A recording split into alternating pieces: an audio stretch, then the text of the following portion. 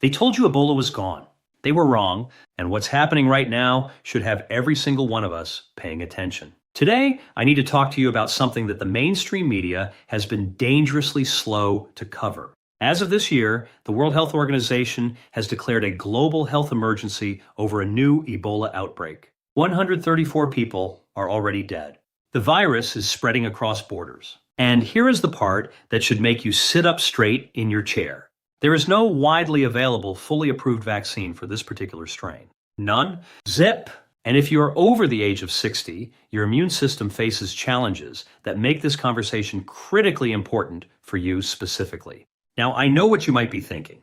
Doctor, Ebola is an African disease. It doesn't affect me here. That is exactly what people said in 2014, right before the first cases landed on American soil and sent the entire country into a panic. A study published in The Lancet following that outbreak found that populations over 65 had mortality rates nearly 3 times higher than younger adults when exposed to viral hemorrhagic fevers, largely because of a phenomenon called immunosenescence. That is, the gradual degrading of your immune system that begins around age 50 and accelerates significantly after 70. In plain language, your body's army gets smaller, slower, and less organized every single decade you live. And against a virus like Ebola, that matters enormously. Stay with me through this entire video because I am going to walk you through exactly what Ebola is doing right now, why seniors are at the highest risk, and most importantly, the practical science-backed steps you can take right now to protect yourself, boost your natural defenses, and stay safe. Item number 2 on today's list is something that almost no one over 65 is doing, and researchers at Johns Hopkins are calling it one of the single most powerful immune regulating strategies ever studied. I promise you, you do not want to miss that. But before we dive in, I want to ask you something personal. Leave a comment below and tell me how old are you, and have you or someone you love ever lived through a major health scare like a pandemic or outbreak? I read every single comment on this channel, everyone. Your stories matter to me, and they help me make better content for this community. So please take 30 seconds and share with me below. Now let's talk about what is actually happening, and then we are going to count down from 5 to 1, 5 strategies ranked from important to absolutely essential for protecting yourself during this outbreak. Let's go. Number 5, understand the threat before you fear it. Knowledge is your first line of defense. Here's what nobody in the mainstream is explaining clearly, and the confusion itself is dangerous. The current outbreak involves what virologists are classifying as a variant strain of the Sudan Ebola virus, which is distinct from the Zaire strain that the existing approved vaccines were designed to target. Researchers at the Institut Pasteur in Paris published a briefing earlier this year, noting that cross-protection between strains is at best partially understood and at worst essentially non-existent for certain immune profiles. That is the reason the WHO declared this a public health emergency of international concern, the same designation they used for COVID-19 in January of 2020. Here's what Ebola actually does inside the body, because I want you to understand this not to frighten you, but because understanding the mechanism helps you understand why the protective strategies I'm about to share actually work. Ebola is a single-stranded RNA virus. Think of it like a tiny biological hacker that breaks into your cells, steals the machinery inside, and forces it to make thousands of copies of itself. The immune system responds with what scientists call a cytokine storm, an overwhelming inflammatory response that in severe cases causes the body to essentially attack itself. Blood vessels become permeable, organs begin to fail. The virus is not killing you directly. Your own immune overreaction is. Now, here is why this is especially relevant to seniors. After the age of 65, your immune system undergoes what researchers at the University of California, San Francisco describe as a dual dysfunction. It becomes both underreactive against novel pathogens it has never seen before, and overreactive in terms of chronic background inflammation, a state called inflammaging. You have a weakened frontline army that is simultaneously sitting in a chronic state of low-grade alarm.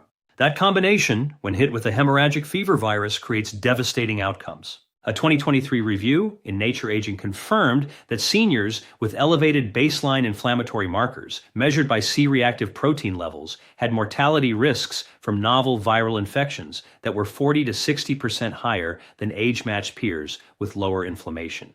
So, what can you do right now? First, simply stay informed from credible sources, the WHO website, the CDC, and peer-reviewed publications. I have linked key references in the description below. Second, if you travel internationally, check the WHO's current travel advisories before booking anything. The active outbreak zones are primarily in Central and East Africa, but as we learned in 2014, international air travel compresses the world to a matter of hours. Third, know the symptoms. Sudden high fever, severe headache, muscle pain, fatigue, vomiting, and in advanced stages, unexplained bleeding. If you or anyone around you presents these symptoms after travel to an affected area, contact your doctor immediately. Do not go to an emergency room without calling first. The synergy principle here is simple. Informed action paired with calm reduces cortisol, and high cortisol is one of the fastest ways to suppress your immune function. Knowledge is not just power in a health crisis. Knowledge is literal physical protection. Now, let me tell you about number 4, and this one involves something you probably already have in your kitchen right now. Number 4, the anti-inflammatory nutrition protocol that seniors must follow during any viral outbreak. A patient of mine, I'll call her Margaret, 72 years old from Scottsdale, Arizona, came to me during the early months of COVID after recovering from a fairly serious case. She was exhausted, brain fogged, and terrified about her immune system. We ran her labs and found something I see all the time in seniors. Her inflammatory markers were through the roof, her vitamin D was critically low, and her diet was loaded with what I call immunosuppressive foods, refined sugar, processed seed oils, and ultra-processed carbohydrates. Over 6 months, we made targeted nutritional changes. Her next labs were frankly remarkable. C-reactive protein dropped by 54% her natural killer cell activity. The frontline cells that identify and destroy virally infected cells improved measurably. She told me she felt like she had her body back. Here is the science. Researchers at the Harvard T.H. Chan School of Public Health published a landmark study finding that dietary patterns high in refined sugars and processed fats directly suppress neutrophil function. Neutrophils are your immune system's first responder cells by up to 35% within just 2 hours of consumption. Meanwhile, a Mediterranean-style diet rich in omega-3 fatty acids, polyphenols, and fermented foods was associated with a 29% reduction in systemic inflammatory markers in adults over 65 compared to a standard Western diet. For aging bodies specifically, this matters because of something called anabolic resistance, an immune-metabolic coupling. After 70, your cells are less efficient at converting nutrients into functional immune components. The gut microbiome, which houses approximately 70% of your entire immune system, becomes less diverse with age, reducing your body's ability to mount rapid, targeted immune responses. A study from the Weizmann Institute of Science found that seniors with greater gut microbial diversity had immune responses to novel pathogens that were functionally 15 to 20 years younger than those with depleted microbiomes. So, what do you eat right now during an active outbreak? Load up on extra virgin olive oil, at least 2 tablespoons daily. Eat fatty fish, like wild salmon or sardines, 3 times per week for EPA and DHA, which directly modulate the inflammatory response. Add fermented foods daily. Plain yogurt with live cultures, kefir, kimchi, or sauerkraut. These feed the beneficial bacteria that train your immune T cells. Eat a wide variety of colorful vegetables.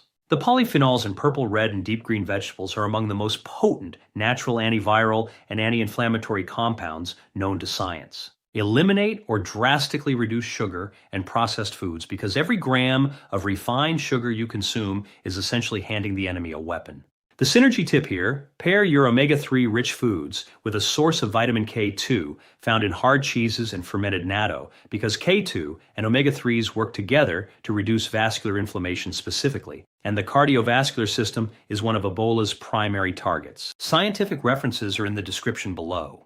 Now, number 3 is where things get really interesting, and this involves a daily practice that requires zero equipment, costs absolutely nothing, and that a landmark Stanford University study found can double your immune cell production within 4 weeks. A quick pause here, my friends. If you are getting value from this video and you care about your health and the health of people you love, please take 1 second right now and hit the subscribe button and give this video a thumbs up. I work hard to bring you information that your doctor may not have time to share in a 15-minute appointment, and your support allows me to keep this channel going. Thank you. Now back to number 3. Number 3, the sleep and circadian reset protocol, the immune supercharger most seniors are ignoring. I need you to hear this clearly. Insufficient sleep is not just tiredness. It is immunological self-destruction. And after the age of 65, most people are getting dramatically less restorative sleep than their bodies desperately need, and the consequences in the face of a viral threat like Ebola are severe. Here's what the science shows. A study published in the journal Sleep, conducted by researchers at the University of Pittsburgh School of Medicine, found that adults over 60 who averaged fewer than 6 hours of sleep per night had natural killer cell activity that was 47% lower than those who averaged 7 to 8 hours. Natural killer cells, remember, those are the frontline cells that recognize and destroy cells infected by viruses, are almost entirely regenerated during deep, slow-wave sleep. Not light sleep, not fragmented sleep, deep, uninterrupted sleep. Here is why seniors lose this deep sleep specifically. The suprachiasmatic nucleus, your brain's internal clock, becomes less sensitive to light signals with age, disrupting melatonin production. After 70, your body may produce 80% less melatonin than it did at 30. Meanwhile, the architecture of your sleep itself changes. You spend less time in stage 3 and 4 deep sleep, which is where the majority of immune regeneration, cellular repair, and growth hormone secretion occurs. Think of deep sleep like your body's nightly maintenance crew. The older you get, the smaller that crew becomes unless you actively work to protect it. A patient I think about often is Harold, 78 years old, from Portland, Oregon. Harold came to me with recurrent respiratory infections, 3 in a single year. He had a solid diet, took his supplements, walked every day, but he was sleeping poorly, falling asleep in front of the television, waking at 2 or 3 a.m., and rarely getting more than 5 hours. We implemented a strict sleep protocol, and I want to give it to you right now. Within 8 weeks, Harold had not had a single infection. His energy was transformed. He told me he felt like he was 65 again. Here's the protocol. First, fix your light exposure.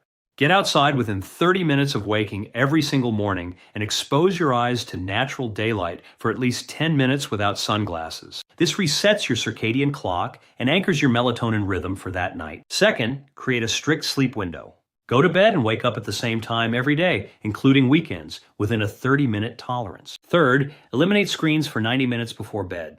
Blue light exposure after 8 p.m. suppresses melatonin by up to 50% in people over 60, according to research from Harvard Medical School. Fourth, keep your bedroom temperature between 65 degrees and 68 degrees Fahrenheit. Cooler temperatures facilitate the drop in core body temperature required to enter deep sleep. Fifth, consider 0.5 milligrams of melatonin taken 30 minutes before your target sleep time, not the standard 5 or 10 milligram doses sold in pharmacies, which research now shows are counterproductively high and can blunt your body's own production. Lower is better. Always consult your doctor before adding any supplement. The Synergy tip: pair your sleep optimization with a magnesium glycinate supplement of 200 to 400 milligrams taken with dinner.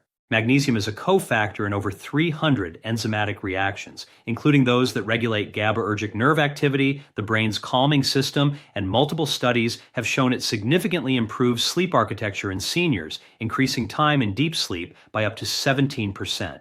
You can find the references in the description. Now we are getting to the top 2, and I promised you number 2 would surprise you. I am about to deliver on that promise. Number 2, Zone 2 cardiovascular exercise, the immune regulation secret that elite researchers are calling a breakthrough for seniors. I know what you are thinking. Doctor, you're going to tell me to exercise. I've heard this. But I am not telling you to just exercise. I am telling you about a very specific type, intensity, and duration of movement that researchers at the Salk Institute for Biological Studies have described as producing immune benefits that, quote, rival those seen with pharmaceutical immune modulating agents. And the reason most seniors are not doing this is because they are either doing nothing or they are actually exercising too hard. Let me explain. Zone 2, cardiovascular exercise, refers to aerobic activity performed at a moderate intensity, specifically at approximately 60% to 70% of your maximum heart rate, where you can still hold a conversation but are breathing noticeably harder than at rest. Think of a brisk walk, a gentle bike ride, or a slow swim where you are working, but you could still speak in full sentences if asked. This zone is metabolically magical for aging immune function, and here is why. At Zone 2 intensity, your body primarily fuels itself through mitochondrial fat oxidation.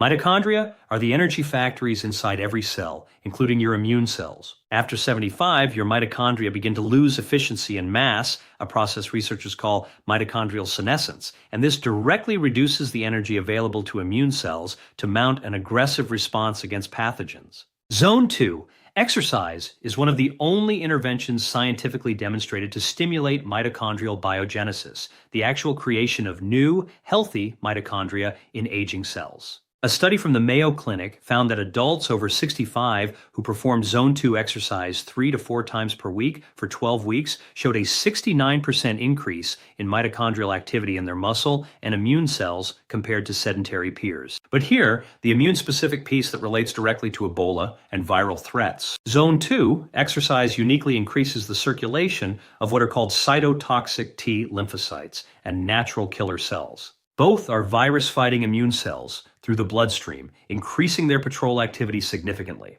A landmark paper in the Journal of Applied Physiology found that a single 30-minute Zone 2 session increased circulating natural killer cell counts by up to 100% in the 2 hours following exercise. Over time, consistent Zone 2 training creates what researchers call immunological fitness, a more vigilant, responsive, and precisely calibrated immune surveillance system. Crucially, and this is vital for seniors, high-intensity exercise does the opposite. Above Zone 2, exercise creates a temporary immunosuppressive window lasting 24 to 72 hours, during which your body is actually more vulnerable to infection. This is not theoretical. A 2021 review in the British Journal of Sports Medicine confirmed that athletes and older adults performing excessive high-intensity training had significantly elevated rates of upper respiratory infections. If you are going very hard at the gym, especially if you are over 65, you may be actively weakening the immune system you are trying to protect. The practical prescription is this: walk briskly, cycle gently, or swim at a pace where you can talk, but are clearly working for 30 to 45 minutes, 3 to 5 days per week. Use a heart rate monitor to keep yourself between 60 and 70% of your maximum heart rate. A simple estimate of your maximum heart rate is 220 minus your age. So, if you are 70, your Zone 2 target is between 90 and 105 beats per minute. That is achievable for virtually anyone, even with joint issues or limited mobility. The synergy tip: perform your Zone 2 session in the morning within 2 hours of waking, paired with morning natural light exposure. This combination simultaneously boosts circadian rhythm signaling, cortisol regulation, and immune cell circulation in a synergistic cascade that researchers at Stanford University found was significantly more powerful than either intervention alone. All references are in the description. Now here we are, number 1, and this one is so important, so underappreciated, and so directly relevant to your survival in any viral outbreak that I consider it the single most powerful thing a senior can do for immune resilience. Are you ready? Number 1, strategic social connection and psychological safety. The hidden immune supercharger that science proves is as powerful as any drug. I can hear the skepticism right now. Doctor, I came for medical advice and you're going to tell me to call my grandchildren?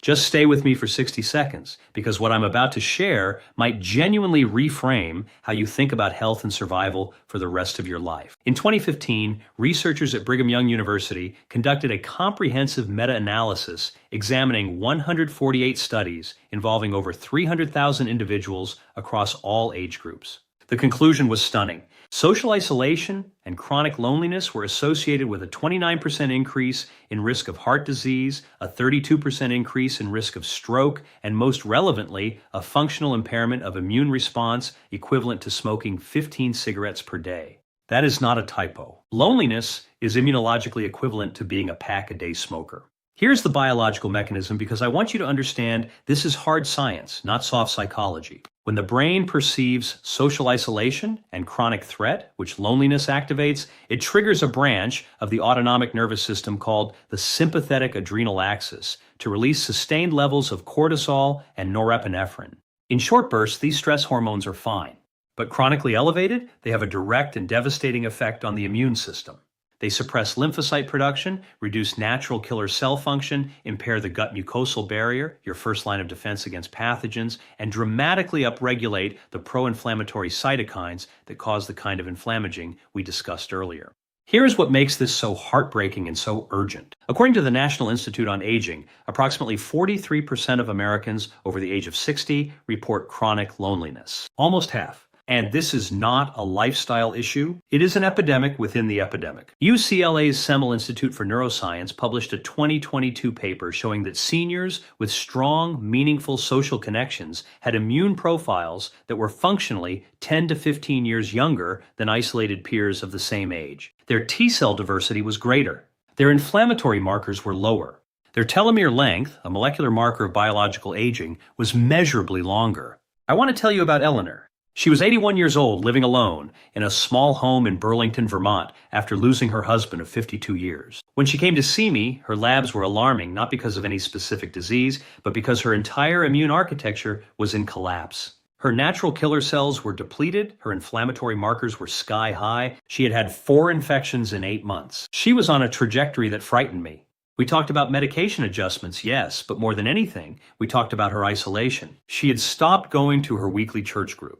She had stopped her Tuesday lunch with her friend Dorothy. She told me it felt like too much effort. I told her that effort might save her life. Over the next 6 months, Eleanor rejoined her church group, started a weekly video call with her daughter in California, and began volunteering 2 mornings per week at a local library. At her 6-month follow-up, her inflammatory markers had dropped by 38%. Her NK cell counts had improved significantly. She told me something I will never forget. I didn't realize I was dying of loneliness. She was not being dramatic. She was being medically accurate. What does this mean in practical terms during an Ebola outbreak or any viral emergency? It means the quarantine protocols and social isolation, while sometimes medically necessary, carry an immune cost that must be actively countered. Stay connected to the people who matter to you through phone, video call, letters, or safe in-person visits when appropriate. So, en dantry is so arind. If you live alone, build what researchers call a social prescription into your weekly routine. Scheduled, predictable, emotionally meaningful contact with at least 2 to 3 people per week. Join a community, a faith community, a senior center, a walking group, a gardening club. The social immune dividend of belonging is not metaphorical. It is measurable, replicable, and in some studies, more powerful than any single pharmaceutical intervention available. The synergy tip: combine meaningful social connection with outdoor zone 2 exercise. A walking group is the perfect convergence of items 1 and 2 on this list. Harvard researchers found that outdoor group walking produced immune benefits that were significantly greater than solo indoor exercise, attributable to the combined effects of physical activity, natural light, fresh air, and social bonding hormones, including oxytocin, which directly down-regulates the cortisol immune suppression pathway. The scientific references are all linked below. Now, I want to take a moment before I close to speak to you directly, person to person. I know that being over 60 or 70 or 80 in a world that keeps delivering new health threats can feel overwhelming. It can feel like your body is not on your side anymore. But I want you to hear this from a doctor who has spent decades studying human resilience. Your choices still matter enormously. The gap between a senior who is biologically aging at 65 while living in their 80s and one who is biologically collapsing at 70 is not primarily genetics. It is the daily decisions: what they eat, how they move, how they sleep, how they connect, and what they know. Every single strategy I shared with you today is accessible, affordable, and evidence-based. You do not need a prescription. You do not need a gym membership. You do not need to be wealthy or have a doctor on speed dial. You need information and the will to act on it. And the fact that you watched this far tells me you have both. It is never too late.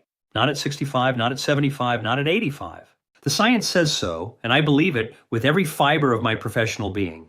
Please share this video with someone you love who is over 60, because the information in it could genuinely protect their life. And if you have not subscribed yet, please do it right now. I publish new content every week specifically for people in the second half of life, because you deserve the same cutting-edge health information as everyone else, delivered with the respect and clarity you have earned. And finally, tell me in the comments, which of these 5 strategies are you going to start this week? And has any of what I shared today surprised you? I will be in the comments reading your responses. Take care of yourselves, take care of each other, and I will see you in the next video.